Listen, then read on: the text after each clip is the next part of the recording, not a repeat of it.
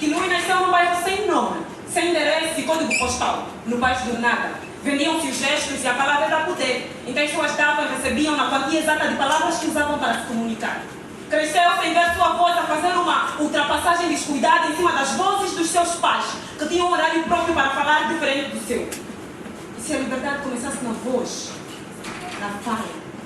A mãe de Quiluí costumava falar no período das 8 às 10, que era quando Quiluí estava na escola e o pai lutando pelas batalhas de sobrevivência, quando na ausência de todos o silêncio, entrava sem avisar e lhe fazia companhia, criava bonitas histórias e recontava os utensílios de cozinha, imaginando serem eles as muitas outras donas de casas que avistou no carregador de palavras quando pela curiosidade visitou uma vez para confirmar com os seus próprios olhos o blato que se espalhava na cidade, de existir um lugar onde os poderosos recebiam autorização para falar.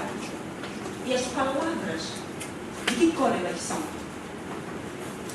Passou os outros 2 dias revoltada, injustiçada, por todas as vezes que viu essas mulheres a conversarem entre elas, a despedirem-se de seus filhos com palavras que no nosso idioma poderia vir a ser tenham um bom dia de aulas. E ela, impotente de usar a voz, dava um abraço apertado a Quiluí e não sorria, pois o sorrir encosta uma pálpebra da outra e ela ficava com medo de neste processo deixar cair uma lágrima.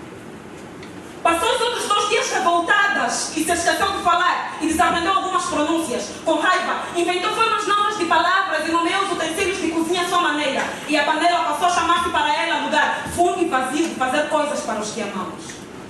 O pai de Quiluí era gado, então costumava falar por menos tempo que o pai, que a mãe. E na hora do jantar aproveitava partilhar com a família todos os pequenos pormenores de como foi o seu dia no trabalho.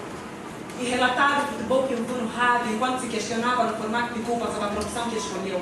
Talvez se optasse em ser professor, jornalista ou músico, tivesse a possibilidade de usar as muitas palavras bonitas que aprendeu do livro e faziam deles um poeta de palavras incompletas.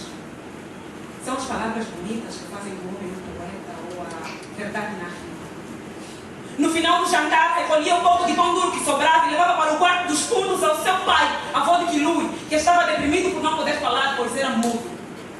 Quiluí cresceu. 5 filuetos depois, que era assim que eles chamavam os anos, ainda estava na escola a aprender as palavras novas e a desaprender as antigas. Quanto mais Quiluí crescia, estudava, mais difícil se tornava a comunicação lá em casa. E então as horas da mãe para falar foram reduzidas a 1, e o pai, que já era gado, acabou ficando sem falar.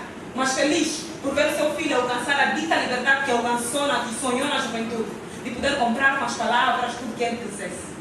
Quiluí era o único menino naquele país sem nome e código postal, cujos pais não tinham possibilidades de frequentar o carregador de palavras, a frequentar a escola por mais de 5 filuetos. Os outros meninos, os próprios pais, os tiravam da escola, porque quanto mais tempo passavam naquele lugar, mais difícil se tornava a comunicação e os velhos provérbios da família se perdiam, porque as crianças não tinham graça em continuar a contar as histórias com as palavras antigas.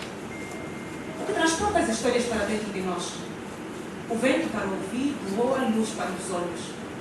E se Quiluí somos nós? E se esse lugar for real, se chama...